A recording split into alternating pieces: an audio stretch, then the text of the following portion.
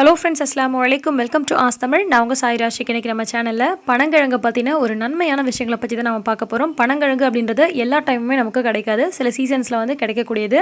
இப்போ வந்து பார்த்திங்கன்னா நிறைய கிடச்சிட்ருக்கு. ஸோ அதை வந்து கண்டிப்பாக நீங்கள் வாங்கி சாப்பிடணும். அதில் இருக்கக்கூடிய நன்மைகள் நமக்கு தெரிஞ்சால் தான் நம்ம வந்து வாங்கி சாப்பிடுவோம். ஸோ அதுக்காக தான் இந்த வீடியோ.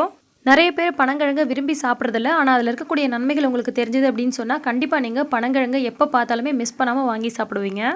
சில பேர் மட்டும்தான் அதை விரும்பி சாப்பிடுவாங்க. அவங்களுமே வந்து இதோட மருத்துவ பயன்கள் தெரியாமல் தான் சாப்பிடுவாங்க. சில பேர் வந்து பார்த்திங்கன்னா நிறைய சாப்பிடவே மாட்டாங்க.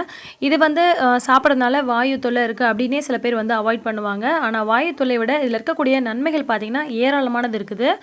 வாயு தொல்லை இல்லாமல் இருக்கணும் அப்படின்னு சொன்னால் அதை எப்படி சாப்பிடணும் அப்படின்ற சில முறைகளும் இருக்குது. பனங்கிழங்கு பார்த்திங்கன்னா பொதுவாக நம்ம வேக வச்சு தான் சாப்பிடுவோம். வேக வச்சுட்டு அந்த மேலே இருக்கக்கூடிய தோலை உரிச்சிட்டு உள்ளே இருக்கக்கூடிய நடுப்பகுதியில் ஒரு குச்சி மாதிரி இருக்கும், அதையும் வந்து எடுத்துகிட்டு தான் நம்ம வந்து பனங்கிழங்கை சாப்பிடுவோம். பனங்கிழங்கை உடம்பு சூடாக இருக்கிறவங்க அதிகமாக சாப்பிடலாம். ஏன்னா உடம்பு வந்து குளிர வைக்கிற தன்மை இந்த பனங்கிழங்குக்கு நிறையவே இருக்குது. மலச்சிக்கல் இருக்கிறவங்களுக்கு இந்த பனங்கிழங்கு நல்ல ஒரு தீர்வு தரக்கூடியதாக இருக்குது. அதே மாதிரியே உடம்புக்கு வந்து பார்த்திங்கன்னா இது அவ்வளோ ஸ்ட்ரென்த்து தரக்கூடியதுங்க. பனங்கிழங்கு வந்து வேக வச்சு சின்ன சின்ன பீஸாக கட் பண்ணி அதை வந்து நம்ம நல்லா காய வச்சுட்டு அது நல்லா காஞ்சதுக்கு அப்புறமா அது கூட கருப்பட்டி சேர்த்து இடித்து பவுடராக்கி கூட வச்சு நம்ம எப்போ வேண்டுமானாலும் சாப்பிட்லாம். அது வந்து பார்த்திங்கன்னா நிறைய இரும்பு சத்து கிடைக்கிறதுக்கு ரொம்பவே ஹெல்ப் பண்ணுது. ஸோ சீசன் இருக்கும் போது இதை நீங்கள் வாங்கி வெவிச்சு சாப்பிடலாம். இதே மாதிரி நிறைய வாங்கி வச்சுருக்கோம் அப்படின்னு சொன்னால் அதை வந்து சின்ன சின்ன பீஸ் ஆக்கி நல்லா காய வச்சு அதுக்கப்புறமா பவுடர் ஆக்கி இது கூட நீங்கள் வந்து இனிப்பு சுவை பிடிக்கும் அப்படின்னு சொன்னால் நல்லா கருப்பட்டி சேர்த்து அதுக்கப்புறமா இதை நீங்கள் நல்லா இடித்து வச்சு பவுடர் ஆக்கி கூட ஒரு பாட்டிலில் ஸ்டோர் பண்ணி வச்சுக்கலாம். எப்போ வேணாலும் நீங்கள் சாப்பிட்லாங்க. உடம்புக்கு அவ்வளோ ஸ்ட்ரென்த்தாக இருக்கும்.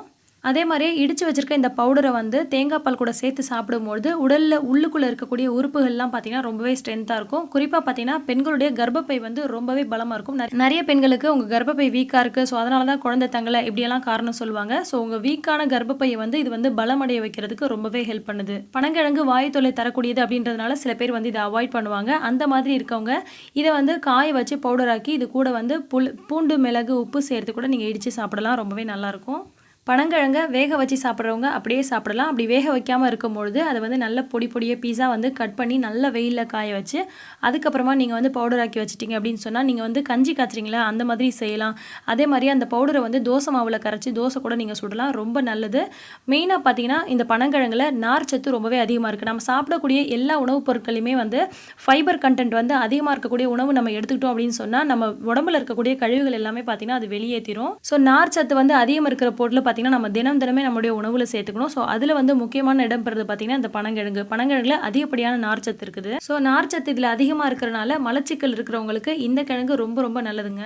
ஸோ பனங்கிழங்கு நீங்கள் வேக வச்சு சாப்பிட்றனாலையோ அல்லது பொடி பொடியாக கட் பண்ணி காய வச்சு அதை உணவுப் பொருட்கள் கூட சேர்த்து சாப்பிட்றனாலையோ உங்களுக்கு ஏகப்பட்ட மருத்துவ குணங்கள் கிடைக்குது.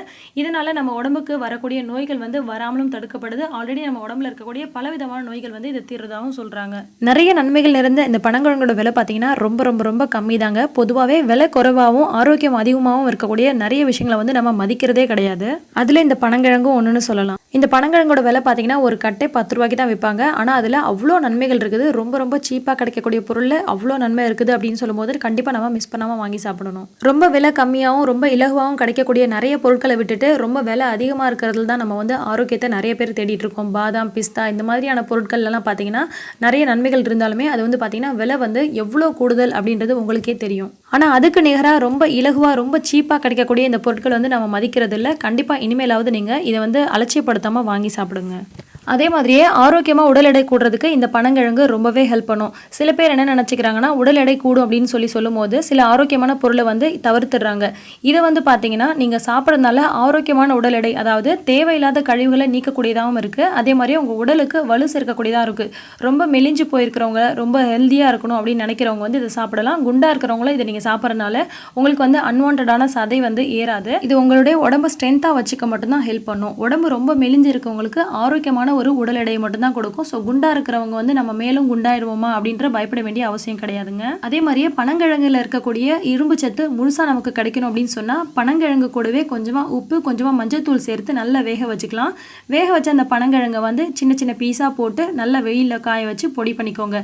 இதோட வந்து நீங்க கருப்பட்டி சேர்த்து சாப்பிட்டீங்க அப்படின்னு சொன்னா உங்களுடைய உடம்புக்கு வந்து இதுல இருக்கக்கூடிய இரும்பு சத்து முழுசாவே உங்களுக்கு நல்லா கிடைக்கும். இப்ப இருக்கக்கூடிய நிறைய பேர் அயன் சத்து இல்லை அப்படின்னு சொல்லிட்டு அயன் டேப்லெட், கால்சியம் டேப்லெட் இதெல்லாம் எடுத்து எடுத்துக்கிறீங்க. இதெல்லாம் விட்டுட்டு நீங்கள் வந்து ஆரோக்கியமான பொருட்கள் அந்த சத்தை எதிர்பார்த்து நீங்கள் சாப்பிட்டீங்க அப்படின்னு சொன்னால் கண்டிப்பாக உங்களுடைய உடம்பு பார்த்தீங்கன்னா ரொம்பவே ஆரோக்கியமாக இருக்கும். அதே மாதிரியே எந்த உணவை பற்றி நம்ம இப்போ சொன்னாலும் நிறைய பேர் வந்து சுகர் பேஷண்ட் இருக்குது நான் சாப்பிடலாமா, பிபி இருக்குது நான் சாப்பிடலாமா அப்படின்னு சொல்லி நிறைய பேர் கேட்க ஆரம்பிச்சிட்டிங்க.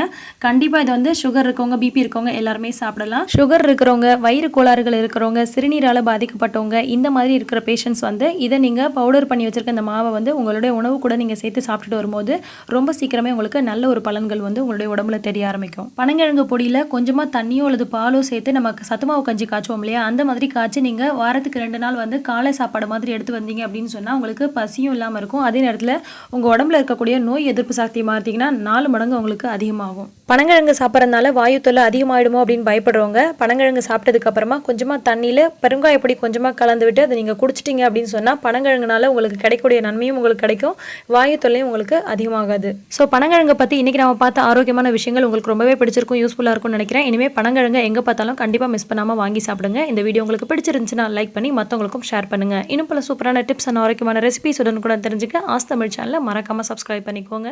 நன்றி.